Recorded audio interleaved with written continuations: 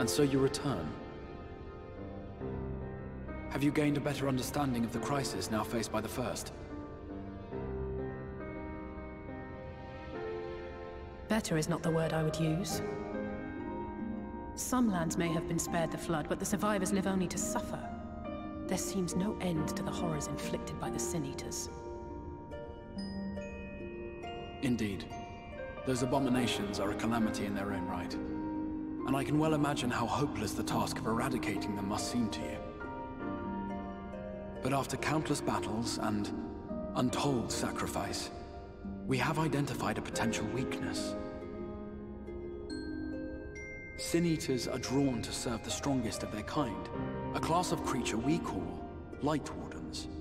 And from what we have been able to ascertain, only a handful of these entities exist.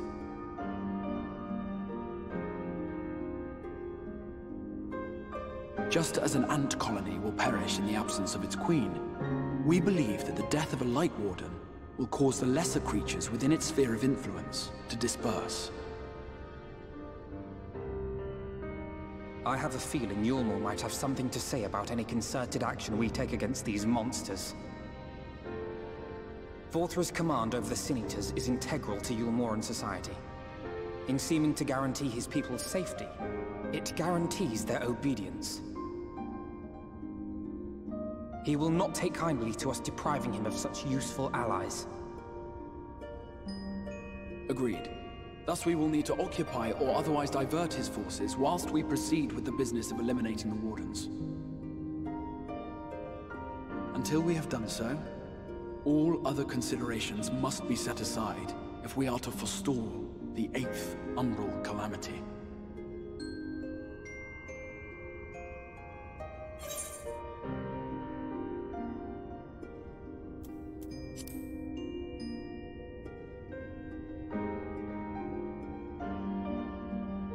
Your uncertainty is understandable, given the circumstances.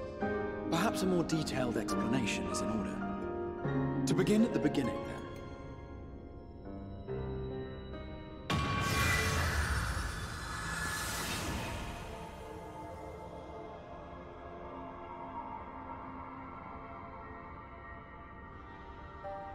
In the ancient past, a single star was divided into 14 worlds.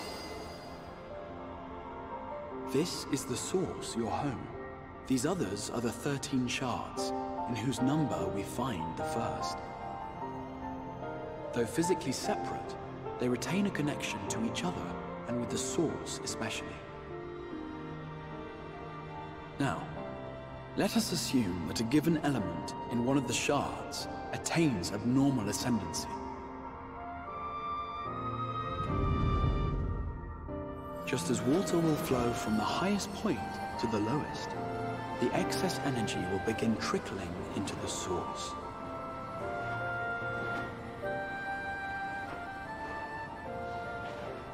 And such an influx of ether will of course exert a palpable influence. If the element in question were fire, then drought and wildfires might ensue. If it were ice, one might expect the weather to turn bitterly cold. As ether continues to pour in, such phenomena will become more and more extreme, until eventually, a single, untimely event triggers a disaster which cracks the barrier dividing the two worlds.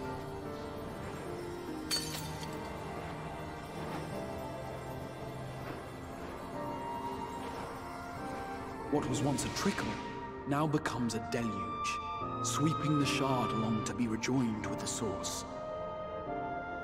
At the same time, the element which held sway in the shard is unleashed in full, its energies amplifying the original disaster to truly catastrophic proportions.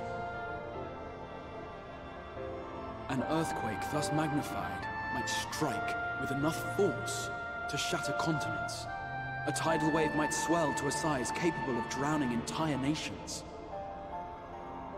These devastating events are what we refer to as umbral calamities. 7 times has a calamity befallen the source. 7 times has a shard been absorbed.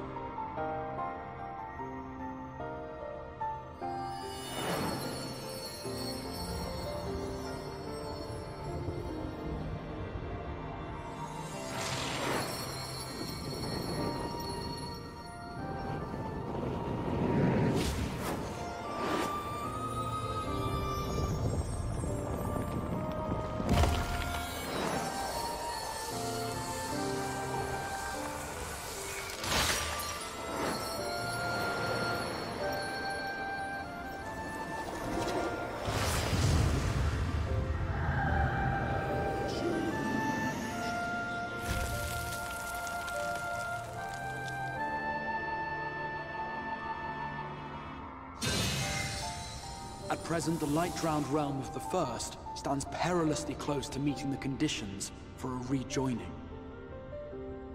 It is the Sin Eaters who are to blame for the Light's continued dominance.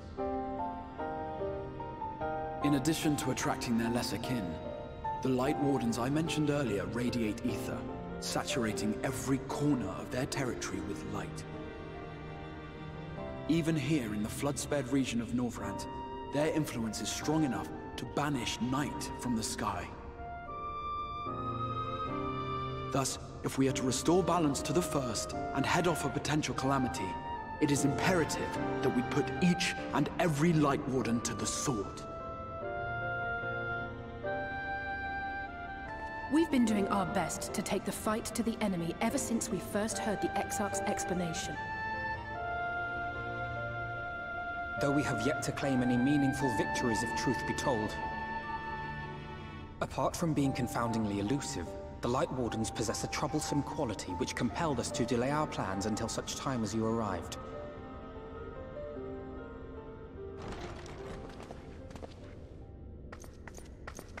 Forgive the interruption, my lord, but Hallminster Switch is requesting reinforcements. They say the Sin Eaters are attacking in force, and the village could soon be overrun.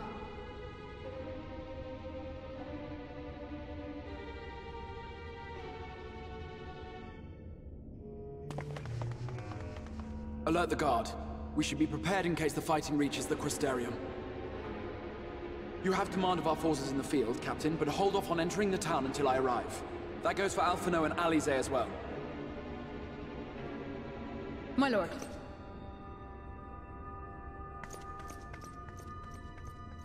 Pray, lend us your strength. Such a fight will provide you with far greater insight than any explanation I could offer.